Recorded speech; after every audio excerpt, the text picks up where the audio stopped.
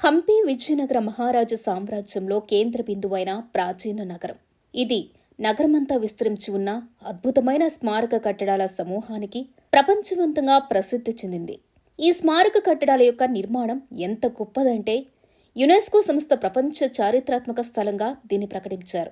అందుకే హంపి ఆధ్యాత్మికంగా మరియు చారిత్రకంగా కూడా కర్ణాటక యొక్క ప్రముఖ యాత్రా స్థలం. అనేక గుళ్ల సముదాయాలు, స్తంభాల మందిరాలు, మండపాలతో నిండిన హంపి చరిత్ర అంటే ఇష్టం ఉన్న ప్రతి ఒక్కరికి కన్నుల విందే.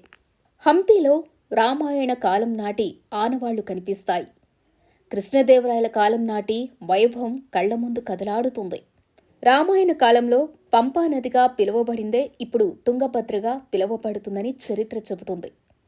రామాయణ కాలంలో సుగ్రీవుడి పాలనలో ఈ ప్రాంతం ఉండేదని చెబుతారు.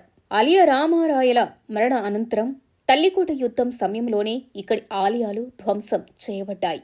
ఇక శిథిలాలయాలే అయినప్పటికీ ఆనాటి ఘన చరిత్రను అవి ఆవిష్కరిస్తూనే ఉన్నాయి. అనేక ఆలయాల సమాహారంగా కనిపించే ఈ క్షేత్రంలో విరూపాక్ష స్వామి ఆలయం, కోదండ రామాలయం, కృష్ణాలయం, విఠలాలయం, రఘునాథ ఆలయం ప్రముఖమైనవిగా చెప్పుకోవచ్చు.